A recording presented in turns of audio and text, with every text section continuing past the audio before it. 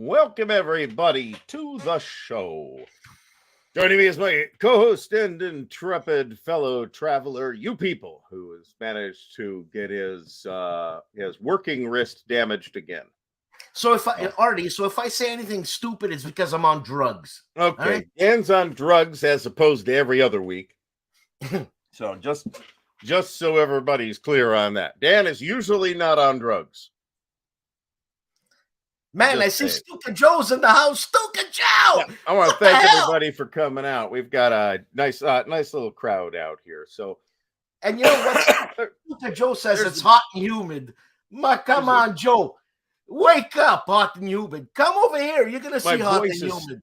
Really, still not 100% from you know what. So, a couple of things. I would like everybody to tune in on Tuesday night next week. Which is not going to be a usual show for Dan and I, but it's going to be a very special show where we will have as our very special guest, Mr. Jim Ozarski, where we can talk about that movie and then never talk about it again afterwards. So, anybody hasn't seen it yet? I haven't. And you know what? I want to like it. I want to.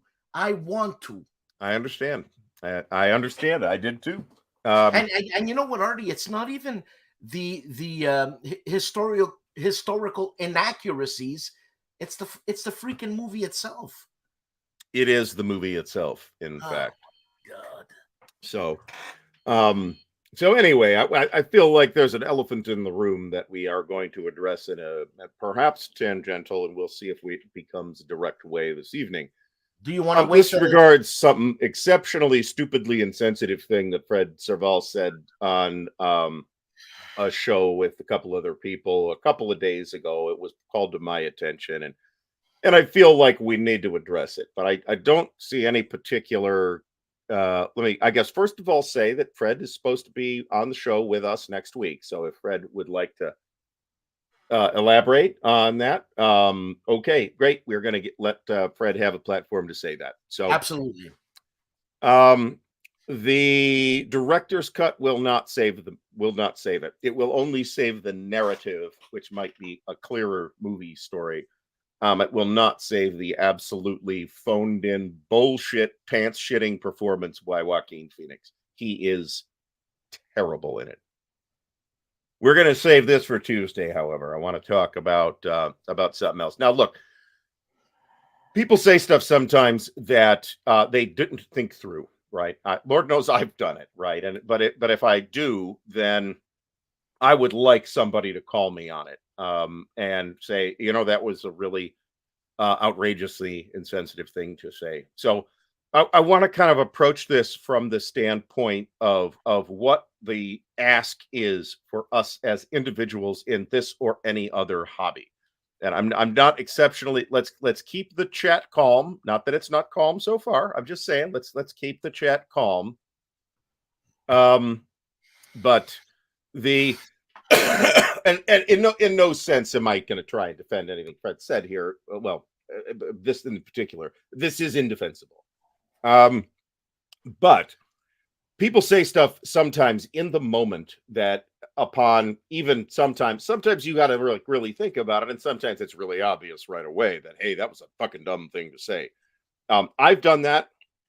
I would prefer strongly that if I do that, if I say something like that, that somebody calls me on it, hopefully immediately. So I can say, oh yeah. Yeah. Same with me. That joke didn't land. Let me walk that back. And an apology in which one essentially says, well, I'm sorry if you found that hurtful, is not really an apology. So, see, this is the problem, John. It's exactly the same performance as he gave in Joker. Yeah, you said that before, man. So, I said that off the air, though. So, we'll save it for Tuesday. So, I want us to understand, and it's not like we're the first people to discover this amazing factoid here. Okay. When we say wargamers, there's really, we often don't articulate this, but there's really two different things that we mean. Okay. On the one hand, we mean somebody that plays this kind of game that we call war games. Okay, great. Anybody that plays, whatever is part of that, their definition, right? But there is also a non-identical. This would have been a great place for a Venn diagram, by the way. A collection of people, right, that are in this community. And while it's an overstatement to say that everybody knows everybody, we all know a lot of people, right? And those of us with a lot of sort of feelers out in different places, and that's almost everybody in content creation. We know probably more people than the average people know, right? They're people, right? We have to be what we need to ask ourselves when we say stuff, and maybe you don't think about it until after you said it, and then you regret it, and that's completely understandable position to be in. Is how does what we say and what we do affect other people? Now, I'm reminded of the somewhat cheesy GMT line where, oh, we like games, but we love people. Sounds kind of cheesy and potentially insincere, although I'm not actually making that judgment. I'm just saying I don't think that the slogan quite lands. But the people are more important than the games. They are more important than our semantic definitions of what's a war game and who's a war gamer and all that other stuff. That's just semantics.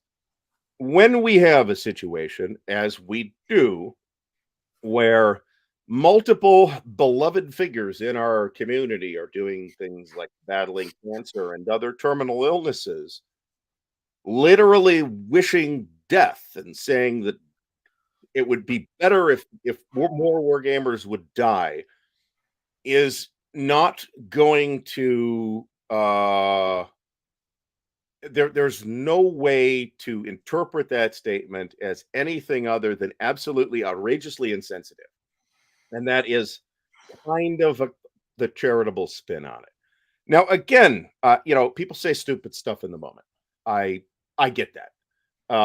I've certainly done that. I don't know that I've ever said anything quite this dumb publicly, but I wouldn't necessarily swear to that. And I personally would want people to call me on that, right? If I said something like that. What I am never going to swear to anybody that I will always treat everybody with the utmost respect. I'd be lying if I said that I was always successful in that.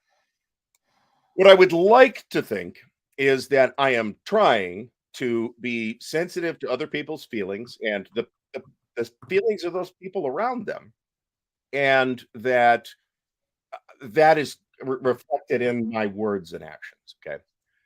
When we were at Compass Expo, I don't know who this was. I think I know who the person in the t-shirt was. I'll get to this story. Apparently there was people, there was somebody walking around. I think I know who this was, wearing a shut up hippie t-shirt. Okay.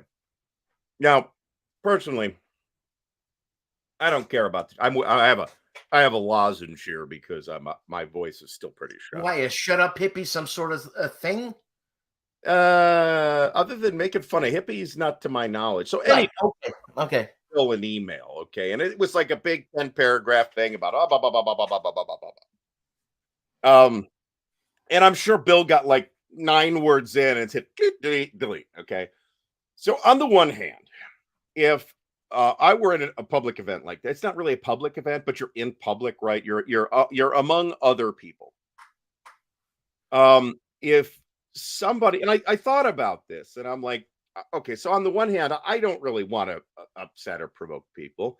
If somebody comes up to me and says, "Hey, I'm offended by your shirt," my first thought is, "Are they serious?" Because maybe they're right.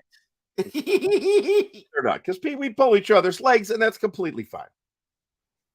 But on the other hand, if assuming I had a shirt, didn't have to walk around shirtless for the rest of the day, if somebody was legitimately offended by the shirt that I was wearing, whether I agreed with them or not, I'd probably have gone up to the room and changed it.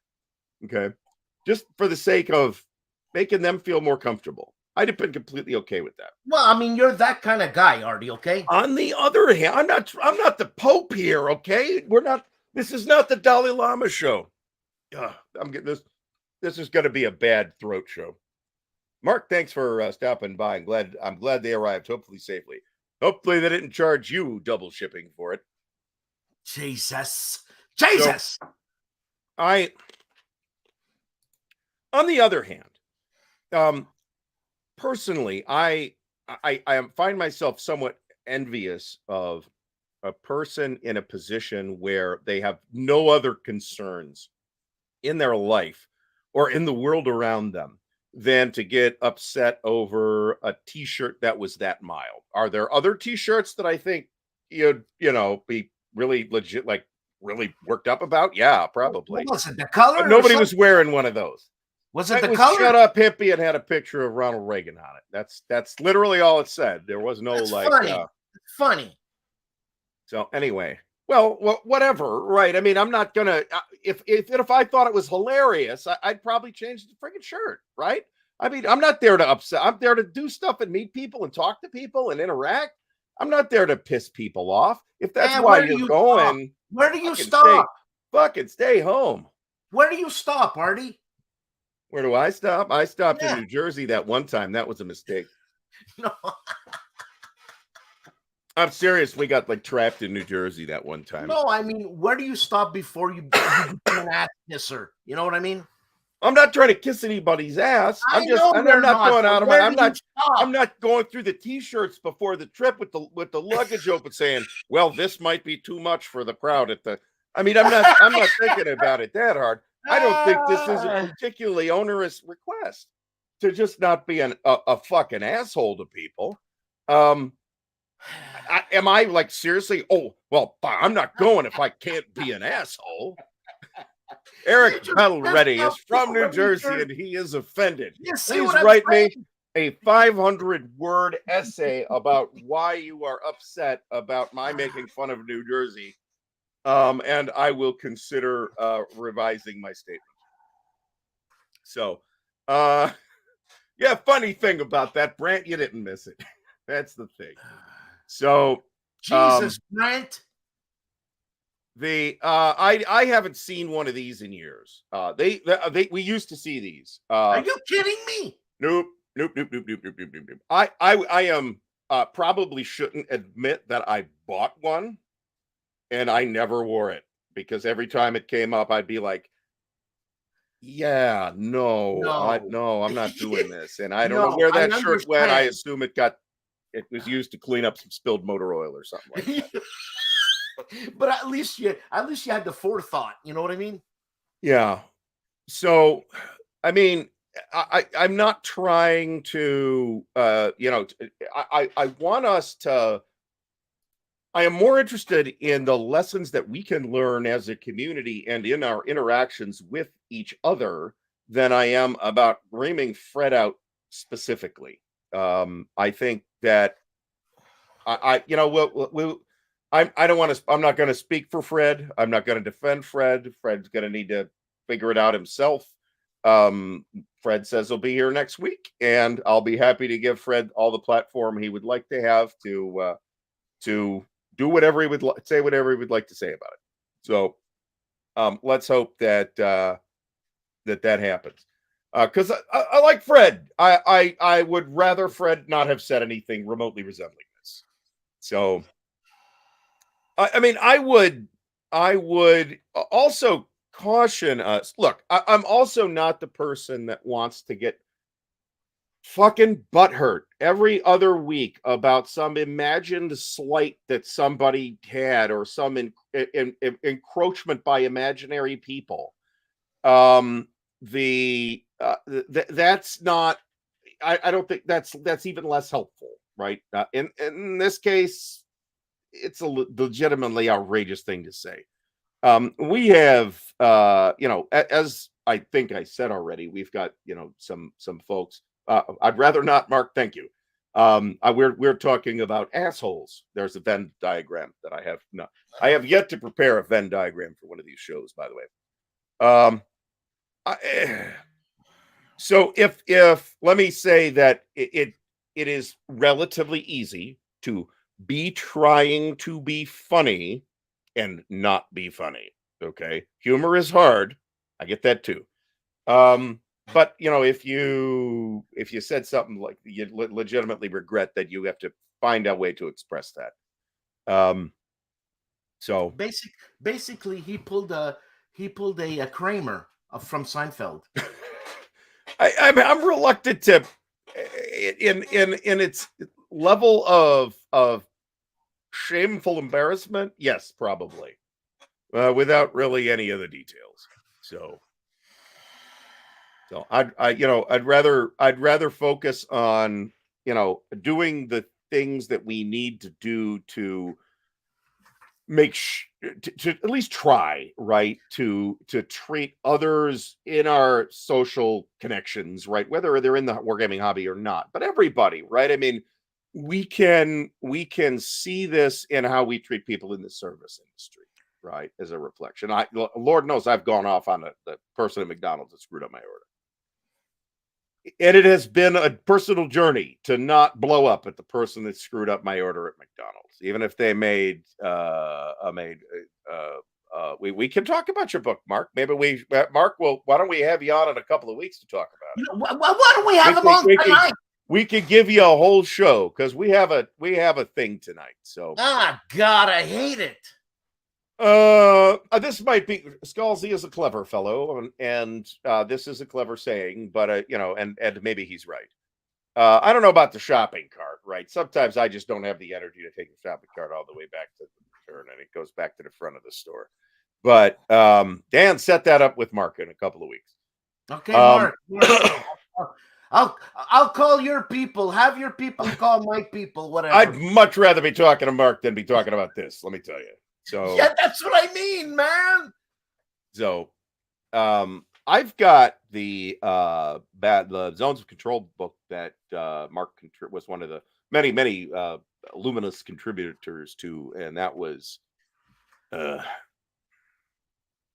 already said this, Brant. I did not find Fred's. Maybe there's something I haven't seen, but I saw the comment and I found the statement that, if you were offended, I'm sorry, to not be sufficiently apologetic. Let me put it that way. Shit. Is that the way you perceive it, or is that that is I am that is not exactly how he put it, but that's the gist of it. It was not an effective apology. Fred McNamara, what was his first name? What? Fred McNamara. McNamara. What was his first name? The Secretary of Defense with Robert McNamara. Robert McNamara. You know what he said in his 9 lessons, this and that. And I think that's a great documentary. People, you gotta watch that. Okay, Fog of War. He says, don't believe what people tell you, don't believe what you see, and don't believe your mother-in-law. I forget exactly what the hell he says. Don't believe what you see, don't believe what people tell you, and don't believe, I forget the third one, man. God damn. So one of the sort of life building epiphanies I had at some point was that I became okay with saying, I don't actually know what the right answer is. A lot of times I won't know what the right answer is. I don't know everything.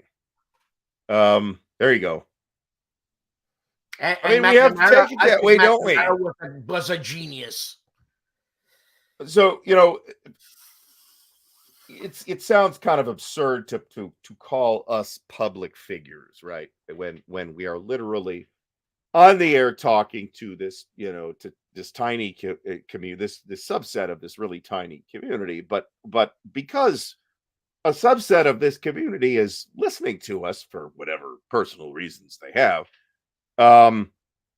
what we say has more importance than maybe we think. I mean, I would certainly caution folks from taking themselves too seriously. But at the same time, we should also be aware that we're all susceptible to making mistakes, right? I mean, Ardy, the reason why we are a platform is because you take the time to do it. You take the time to edit or whatever. I know this is a live show, but you're taking the time. Some people don't want to take the time. This is why I love live shows, Dan, because there's no editing. I hate editing. Yeah. Editing sucks. Editing takes forever. Maybe an editor could be fast at it, but no, that's not me. So no, but you know what I'm saying? It's like look at Stuka Joe. The amount of Jesus Christ, the amount of equipment, the amount of engineering in the Stuka Joe lab. No, but seriously, it's because he takes the time to do it. I mean, when you say we're personalities, really? Influencers, Perry Sparopoulos. No, I'm not. No, well, so we might balk at the term, but in the sense that people are meaning it when they say it, we are, I guess. I balk at this term too. I think it's goofy. I'm just a dude on the internet with a camera and and microphone that works part of the time. Experience. Look at this. And trying to share the joy of the hobby. Yes, it was a minor chainsaw accident, nothing too. Yeah, serious. You should have seen the other guy, Mark. So next time you see me, relax. Well, Joe's a little better with this stuff than the rest of us. Okay, so I refuse to be held up to the Stuka Joe lens, because we'll all look like amateurs. Yeah, come on, we totally are. But first of all, he's got curly hair on his chest. I got nothing. So you're Italian. You're supposed to be covered in. I got nothing. A thick carpet of body hair, Dan. That guy's Puerto Rican. That guy's a jungle. Desert. I bought the original Desert Fox at Compass Expo, actually. Ugh. So yeah, I mean, we got it. Nobody's asking about nobody's sensible is asking for perfection from anybody. There are some insensible people floating around too, and let's face it, we can't ignore them, right? There is, you or I or anybody are free to say at some point that I just don't have the spoons or the time or the bandwidth or whatever, however you want to put it, to deal with this person's bullshit. It is okay to make that call, right? I'm not going to say I have no hard feelings if somebody has said, this Gary guy's a jackass, I'm never going to watch his bullshit thing again. Okay, your call. I mean, that's fine. I mean, I'm sorry, but if I'm disappointed that you didn't like what I do, but or what I'm saying or whatever it is, and that's okay. But what we say can have an impact, and that can be used in a both positive and negative way, right? That if we are influencers, then our influence is a tool that we have maybe some measure, but not complete control of. How are we using it, right? Are we using it to agitate people or get people worked up or be constantly fucking butthurt about something every 2 weeks, whether it is a fictional occasion or not? Ardy, if for some stupid reason you or I say something really stupid, this and that, and we're called out as hypothetically, and we're called out as assholes. Personally, I know you're not an asshole. There's a reason why you said that. What's happening, man? That's what it is. Yeah, I mean, not everybody is a personal friend of everybody else that knows that, hey, I guess this person has some shit going on in their life, right? Yeah, but we can't expect that. If somebody hears one bad thing about whoever and decides at that point that, okay, I'm not dealing with this, and blocks everywhere, okay, that's their call, man. They got to run their own life. I'm not going to tell them they can't do that to me. So, and I've done that to other people, not very often, but occasionally I'll just say, nope, I'm not. I've had enough. I'm not doing it anymore. So it's okay to make that call here or elsewhere. Okay, is what I'm saying. On the other hand, some of the responses to this, I felt were childish and silly. And that's the problem with Mark's statement right here. Is grow up and take ownership for your mistakes and move on. But not everybody's mature, Mark. Not everybody's mature. You should have seen the other guy, Mark. So grow up is a great way to put it, right? not everybody should, you know, you can't, you can't be perfect all the time, right? It'd be imbecilic for me to demand that from anybody, right? All you can do is the best you can do. So,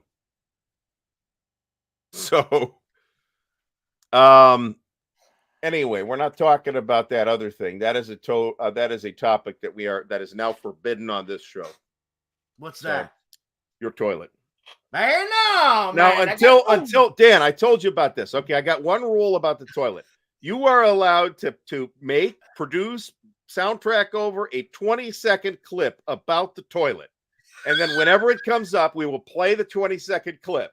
Other than that, no, we are not talking about the toilet anymore. I'm on it. Give me the 20-second clip. I'll put it in there. Whenever the toilet, we'll have a thing that goes, Dan's toilet, with a big splash screen, and we'll segue into that. And never to be spoken of again. I'm on it. So there you go. So I could have done this. Joe, that's the kind of humor Joe's got. You know what I'm saying? And this guy, no wonder he wins so many cases in the courtroom, because he freaks people out with statements like that. Well, he's also 7.5 feet tall, which also helps freak his opposition out. So, so there we go. We got Dan's new toilet. Welcome to the show. And there's a picture of a toilet. Somebody was incredibly motivated to weigh in on this particular joke today. Oh, man, I'm impressed. I'm impressed. I'm flattered.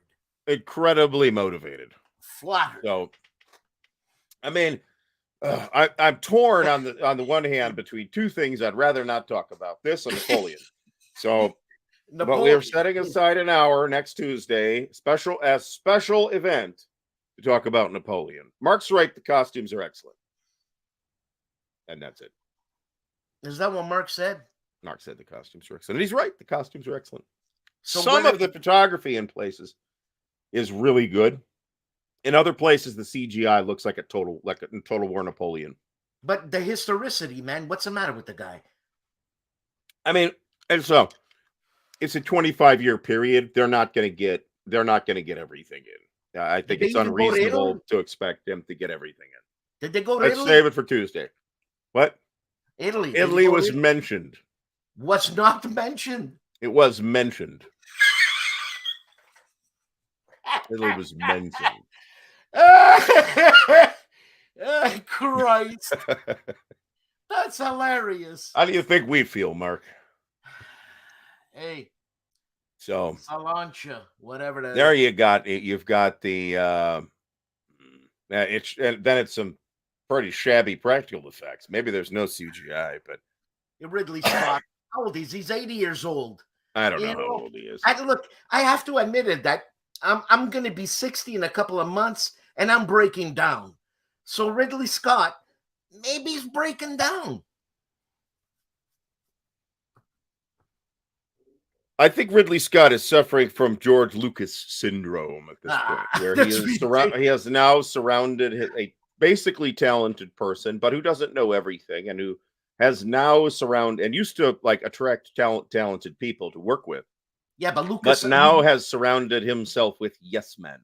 Yeah, but Lucas presumably yes people. Well, Lucas, before he went loopy, he sold to Disney. Oh no, he was loopy before that. $4.2 billion. Well, he's doing fine, right? He gets about as much as Notch got off of Minecraft, and he lives in a giant palatial mansion by himself. Unbelievable! I think he got $2 billion. That guy for Minecraft. I mean, there's a lot more to. For the record, this would have been a better film, had the movie been this exactly. Well, it could have been called Bordello. Vanessa Kirby gives a pretty good performance as Josephine. I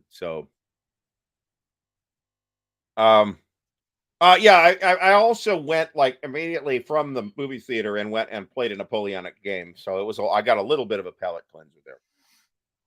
So, Prometheus is a terrible film. I know some people liked it. I don't understand. You know There what? we go. It's essential. You know what I mean? Marty says that Winter's Victory last 2 components being printed should be very soon. Excellent. It looks amazing. So, it's almost I don't want to talk about it. So I guess the takeaway from the other segment is that just be aware of what you're saying to people, and How don't can you be that it aware? does not mean you are just simply not allowed to ever say anything or you'll be canceled. Yeah, but to I be mean, a the pastor, same people who are complaining about that are saying that exactly the same thing now. can you excuse it on being a passionate Frenchman, passionate Italian, a passionate German? You know what I mean? Well, I'm What I'm a passionate Ohioan. So what's my excuse? I absolutely hope this happens because this is an extension of the old Stanley Kubrick project. This is a mini series for HBO. I didn't even know that. Yeah, it's been in development hell for. I freaking love Spielberg. You can't do wrong with Spielberg. I don't like every Spielberg movie, but he's certainly talented and makes good movies. A lot of good movies. So, no, Jesus, not saying what you have to say or not, or having to say what you don't want to say. Be willing. Ardy, have you ever seen the show Rake, a German, an Australian lawyer show? Rake. Dan, I don't know. I saw on TikTok that Australia doesn't exist. It's a conspiracy invented by NASA. Okay. Somebody on TikTok says the world is flat and Australia obviously doesn't exist because what are they doing? Just all hanging off the bottom?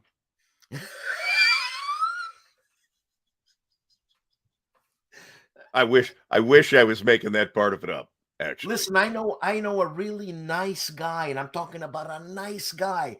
He's a flat earther. And he's a nice guy. Well, he might be a nice guy. There's nice people, there's smart people, there's not nice people, and there's not smart people. Okay. So that's like one of those 4-axis things where you got you decide if you're supposed to be a libertarian or whatever. It's exactly that kind of thing. Be ready to stand behind what you say, but also be ready to apologize for what you said if what you said is indefensible. So, look, maybe the earth is flat. Maybe we've been duped. Who are you? I mean, this is just to prevent the audience from having to look at our ugly mugs for an hour every week. I mean, what do you think? Mark Herman knows everything about the round earth? Maybe it's flat. So what? He's on the board of New York chess something. That means the chessboard is flat. Yeah, you see? Obviously, it's not curved. Obviously. You see? Freaking Mark, man. I swear to God. Mm-hmm. It's his fault. So it's his fault. This is true, but a lot of the stuff that was being worked on for Napoleon, a lot of the camera techniques and stuff, got rolled into Barry Lyndon, which is a marvelous film. I haven't seen it yet. Highly recommend folks watch Barry Lyndon. It's a great film. And if you want to see a good Napoleonic Ridley Scott movie, just rent The Duelist. It's very good. Hey, what do you think of the Napoleon movie? I don't know, but they just bought a Nikon camera. This is the thing. The flat earthers buy Nikon cameras. I don't know why, but they all make a point to say, "I just bought this Nikon camera and it's the most powerful." Blah blah blah blah blah blah blah blah blah blah. So, what about the movie with Rod Steiger, the Napoleon? Waterloo. That's I don't. So that's one of those movies that, as a war gamer, I think it's an amazing film. Okay, as somebody that watches movies, I think it's a substantially less amazing film. I think Steiger's performance is really strong. I think Christopher Plummer is very good as Wellington. Nobody else even really has dialogue in the movie. It's a substantial dialogue. They got a guy to play Blucher that looked like Blucher and a guy to play Ney that looked like Ney. That's great. But the guy that they got to play I guess I'm not going to mention this on the show with Jim. The guy they got to play Talleyrand looks so much like Walter Koenig that it is intensely distracting. I mean, I expect him to start talking about the nuclear vessels in it at any moment. The vessels? The nuclear vessels. That's Sulu. You pulled a Sulu, right? Chekhov, whatever, Sulu, right. Chekhov. Right. I need to get, the thing that we did with John Butterfield a couple weeks ago was like one of a kind content at the time. For me, right? I'd never filmed with two cameras before, but I don't have a real camera. John is like, what do you mean you don't have a real camera? You're doing this on your phone? What? I thought you guys were good at this. No, sorry. I really need to actually invest in an actual camera. But there's a learning curve. That's the problem. Mm-hmm. Well, maybe, but I mean, I've actually run a professional video camera before. I took a class. I gotta take 2 semesters to learn how to use this goddamn. No, you just push the button. I mean, yeah, it can be complicated. It's digital, right? Yes, it's digital. It's mirrorless. You just push the button, man. It'll be fine. I know. And then where do you, like, when you download it on your computer, there's like 3 files, right? So you go to the first file. First file, and it tells you the same thing as the second file. So where do you find your goddamn movie you just did at the moment? It's all the it's probably 3 different copies of the same thing. Yes. I don't know. I'm sure there's YouTube videos, Dan. YouTube, eh? The Andrew Roberts biography. This is a Jim Ozarski recommendation. If I'm wondering, Jim, what's the best source for this Napoleonic topic? The Jim is who I ask, and he gave us Andrew Roberts, which is a positive biography of Napoleon. It's a Napoleon slanted biography, so you should probably pick it. Jim gave us a different one too to read, but. That is less pro Napoleon, and that's good, right? I guess this is an interesting way to tie this conversation to get back together. It's expected to have an opinion, right? I expect Ridley Scott's Napoleon to have an opinion about its subject matter. Now, I can agree or disagree with that opinion. That's okay. How good a quality of a production it is kind of independent of its opinion, right? Andrew Roberts has an opinion.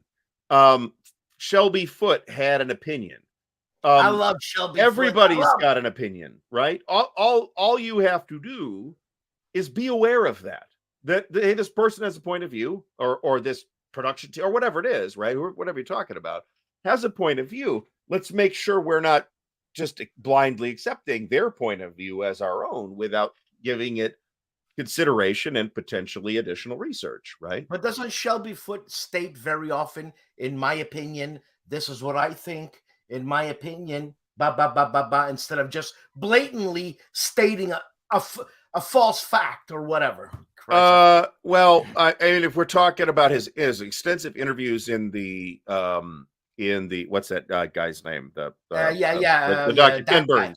In the Ken Burns Civil War documentaries, which is really well produced, right? The Shelby Foote's, it's hard to blame Shelby Foote for this, right? Once Shelby Foote shows up in that, he kind of takes it over. Okay? Man, no shit. And the reason for that is he's just that friggin' charming. Okay? He's a Southern belle. He's got this like intense charisma, and he's got that drawl, and all this other stuff, and he's great on camera. And Ken Burns looks at that and says, "This guy's great on camera. Let's keep him talking." So right. so Shelby Foote's position, a lot of that gets sort of inherited by the Ken Burns documentary, right? That's at least a lot of what a lot of people end up taking away from it. Foote was not a historian. Let's also be clear. Foote was a novelist, and he doesn't call that 3-volume magnum opus a history. He calls it a narrative. Okay. I think he's being honest. Yeah, this is true. He was an incredible writer, right? That series, and I'll recommend that series to anybody. Anybody. Well, so somebody asked for a history of the Civil War on one of the Facebook groups a while ago, and somebody said, and a bunch of stuff came out, and some of which is like, okay, yeah, that's good. Okay, I haven't read that. Blah blah blah blah blah. Somebody came out and said Shelby Foote should be all you need. Now I was like, no, Nah. no. Shelby Foote is you don't stop at Shelby Foote. You could start there, but you shouldn't stop there. Shelby Foote will leave so much out. But for Wargamers, Shelby Foote is like really on target, right? Because he's writing about the campaigns. Fantastic. But there's a lot of historical context, right, that Shelby Foote leaves out because it isn't part of his Southern worldview, right? So it is necessary. Bruce Catton is another classic actual historian, though, of the Civil War. I've got about 5 Catton books, and I've only read one so far. Catton also had a really good talent for titles. I will point out. Probably. Oh, that's too bad. I mean, that would have been cool. We got to get Mark. We got to get you back to Origins at some point. I will point out. So, but so there is a difference between a popular history and an academic history, but there's also less of a distinction sometimes that it's possible for an academic history to be accessible to the public. That's uncommon, but it can happen. Foote is absolutely writing for the public who aren't interested. And let's face it, a lot of history is pretty dry to read, right? I mean, yeah, his is not dry, man. Oh no. Well, he's not. It's not a history. It's a narrative. I know, and it's beautiful. Right? It's beautiful, man. It's beautifully written. I mean, there's people who are I mean, they sold excerpts of it for years. I don't know if that's still the case or not. You could just buy the Gettysburg part, for example. It is a marvelously well-written book. Just be aware when you're reading it. This is not a controversial statement. That Shelby Foote has a point of view. Yes, that's all. It's bear in mind that as he's writing, whether it's academic or not, the academic writing about whatever is going to have a point of view too. I expect that. If they don't have a point of view, then aren't they just really rehashing stuff other people have already done? Are you serious? Mark, are you serious? I didn't know trained by Tennessee Williams, but one can be sort of indirectly trained. I mean, I was in a sense trained by Gary Gygax at something, in a sense, even though I only met him twice. Hey, Mark, I hope that's not hyperbole, huh? One can, in a sense, H.P. Lovecraft was trained by Lord Dunsany, right? That's a better example. But he never met Dunsany. I'm not sure if Dunsany ever even came to America. He might have, actually. But yeah, I didn't know that. So that actually is very interesting. Shelby. I'd much rather read Shelby Foote than Tennessee Williams. Oh my No, but hold on a second. I was just talking to my wife about A Streetcar Named Desire. Tennessee Williams is the kind of stuff they make you read in come on, Jesus. Ugh. If they make you read the Silmarillion, would you, bitch? A lot of people hate the Silmarillion. I love it. The Silmarillion is my favorite piece of favorite, actually. Favorite.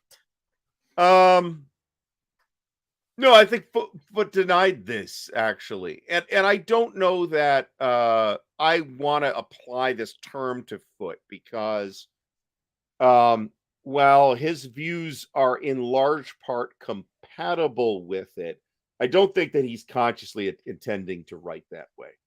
Let me put it that way. Barbara Truckman was a very good writer. I've also read, I've read Guns of August, and I've read Stillwell and the American Experience in China. I think that was her.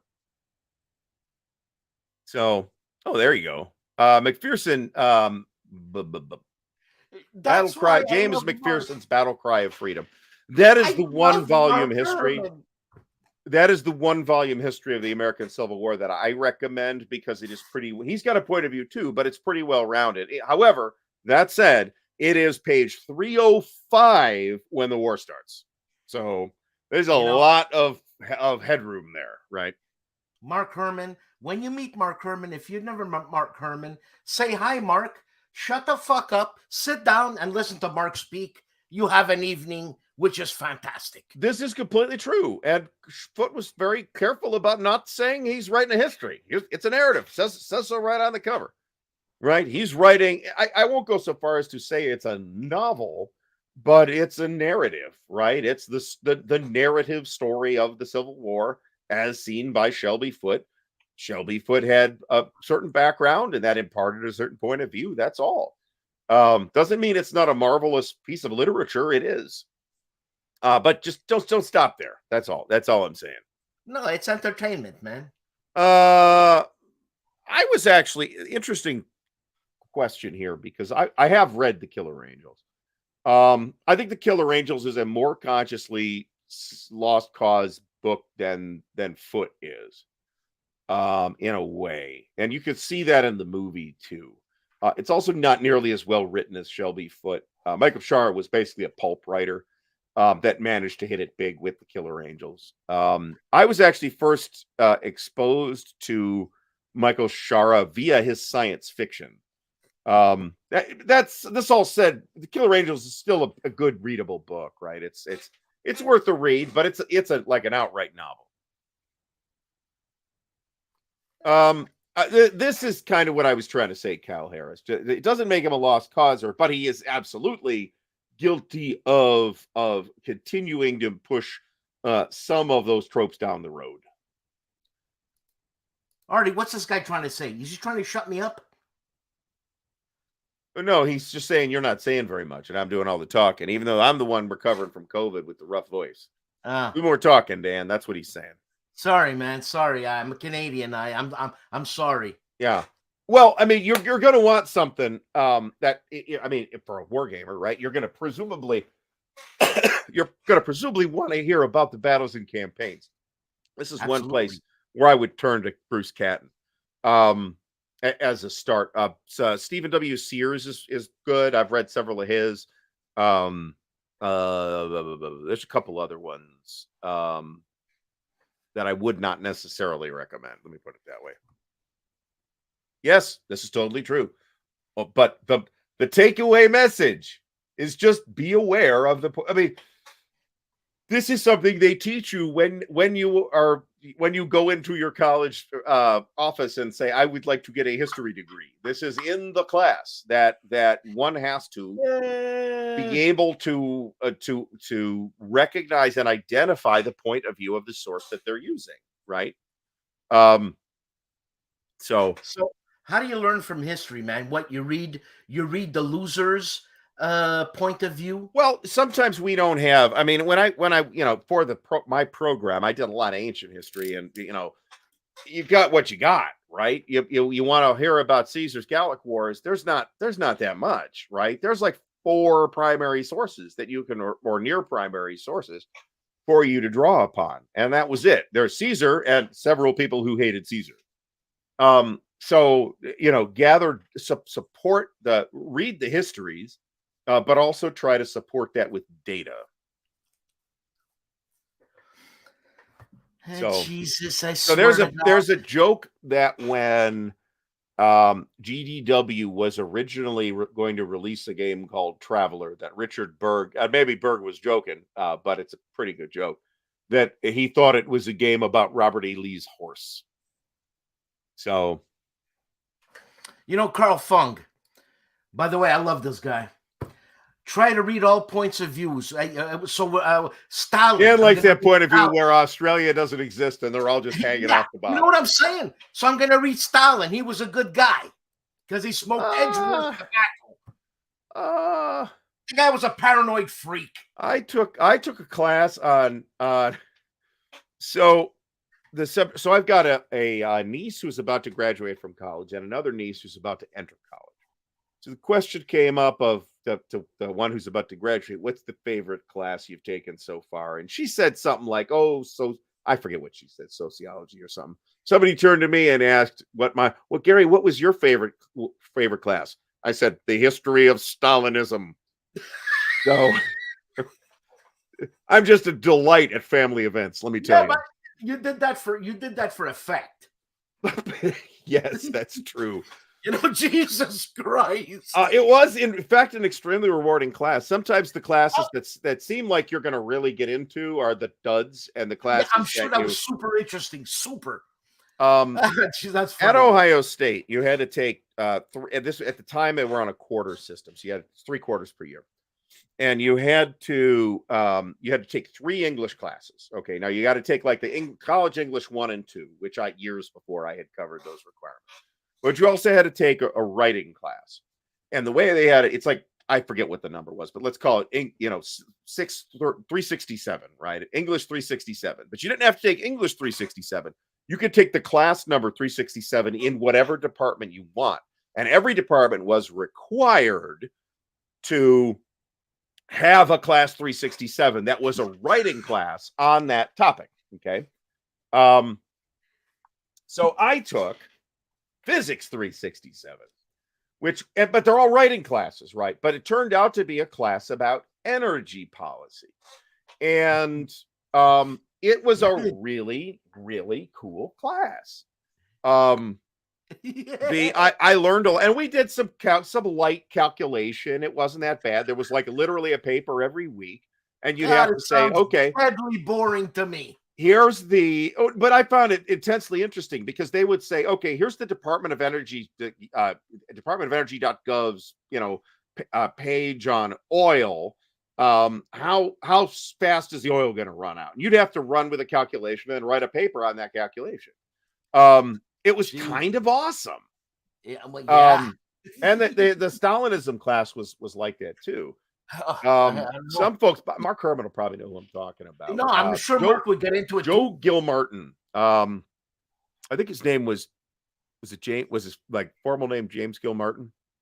Maybe I forget, but people called him Joe Gilmartin, who was a Vietnam War veteran, got his PhD in Ottoman history, and who I had for two quarters or semesters. I think it was quarters at the time, before he passed away. So I had an opportunity to take. I had already had him twice, and this guy was amazing. He would walk into the classroom for the class singing Napoleonic marching songs. So he was going to do a seminar course on the Napoleonic Wars, and I was like, "Oh, that sounds awesome!" But I really wanted to take a medieval class, so I signed up for. Instead of taking that, I signed up for this history of I forget, late Middle Ages or something like that, and it was terrible. It turned out to be about monasticism. The professor was her field of research was monasticism. So we got 2 weeks at the beginning about what happened before monasticism, 1 week at the end about what happened after monasticism, and the other 10 weeks of the class were about monasticism. I love university. It was a dud. So, but then during that term, Professor Gilmartin passed away. So I wasn't going to have had him for the Napoleonic history class anyway. So the next quarter comes along, and our semester by then, and I got to take this seminar. I was like, oh well, I got to do this semester because this is where I have the slot. Well, it looks like I'm stuck with the history of Stalinism, and it turned out to be a very interesting and rewarding class. Obviously. So I mean, obviously, it was grim, but it wasn't a jovial class. No, but it was a fascinating.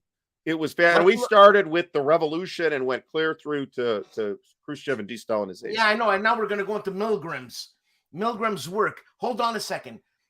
Kyle took a class at Penn State, which I went to, and I thought it was a city. What'd you just do? What'd you just do? You ripped out the carpet from under my feet. This? Yeah. So, statistical analysis of Milgram's work. What statistical analysis?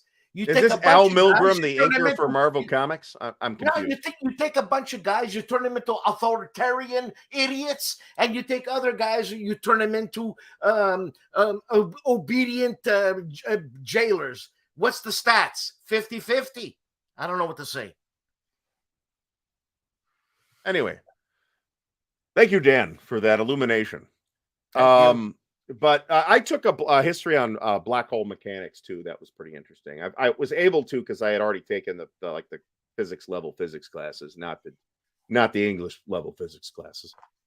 But yeah, so almost everything in the movie actually happened. It's played for. Oh, you got to see this. Okay. It's played for laughs, but almost pretty much everything in the movie actually happened. I had mostly really good professors outside of math. Math at Ohio State was just a terrible experience. So this is totally unsurprising. So anyway, we have 5 minutes. That's hilarious. That's hilarious. Jesus Christ, I hate those kind of people. So I guess we'll wind down with saying that if let's be aware of what we're saying to people and about people, and the impact of what we say. And if I am going to sit here and brigade somebody, then probably maybe I hope nobody's going to do this, right? To sit here and write angry DMs to whoever because of something they did, or don't do that on my account. Don't harass people. But because let's just I don't want anybody to lower themselves to that level. No, that's the old Stalin made for TV HBO thing. That's pretty good. But no, this is the death of Stalin with an all-star cast of very un-Russian people. So Ardy, I just want to mention this, that when you talk about be aware of what you say, this and this and that. As a matter of Dan, fact, be aware of what you say. As a matter of fact, before you and I go on, we actually have a little meeting of let's be careful, let's do this, let's do that, which sometimes. I think it's super important. So it's super important. I mean, sometimes it's necessary to say that stuff, but that was not John Hurt.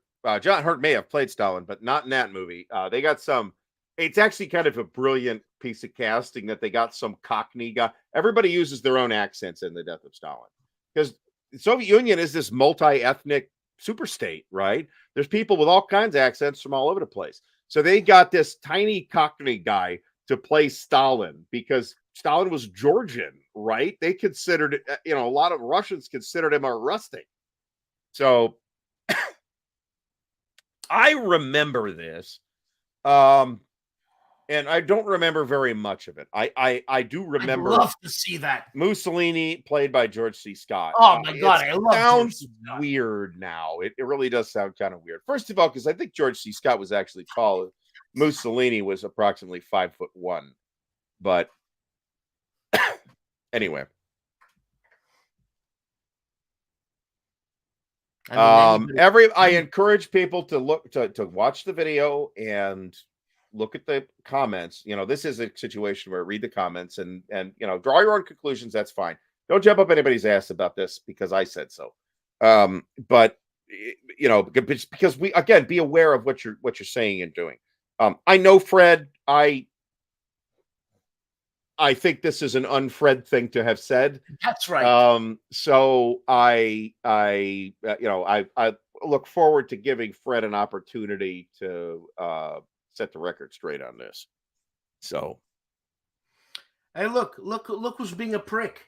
Anyway, my mom is. I can tell you that. She's about 98% Italian. That would have been. So it's funny that Joe should mention it because I came out of the theater thinking, you know what? This is exactly as serious a portrait of Napoleon as Ian Holm gave in Time Bandits. So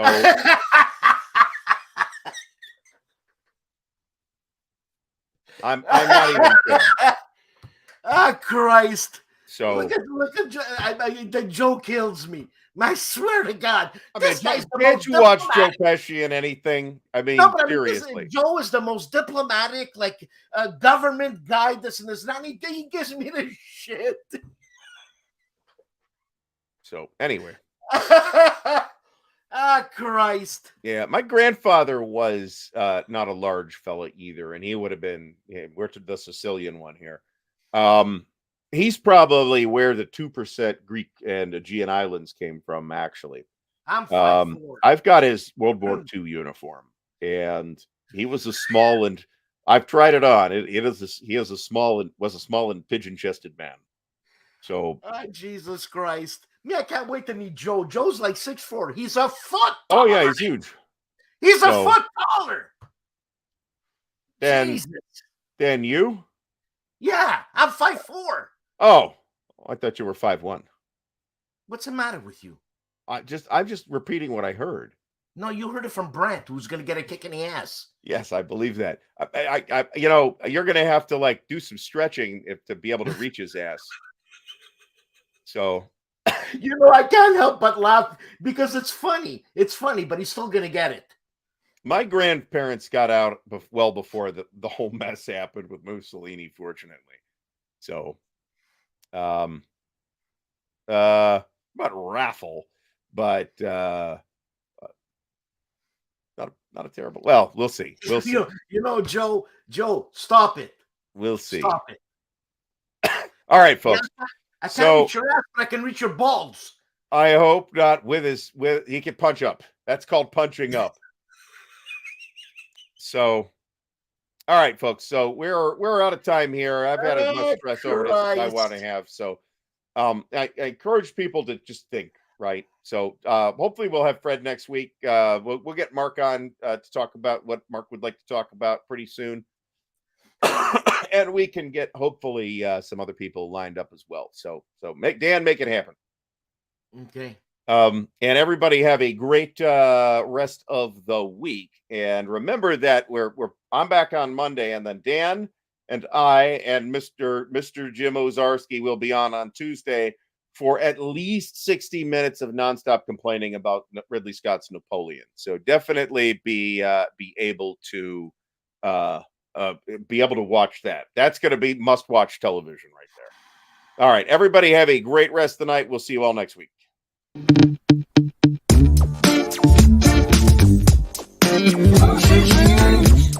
Big move. Big. The moose is loose. Big moose. Big. The moose is loose. Big moose. Big.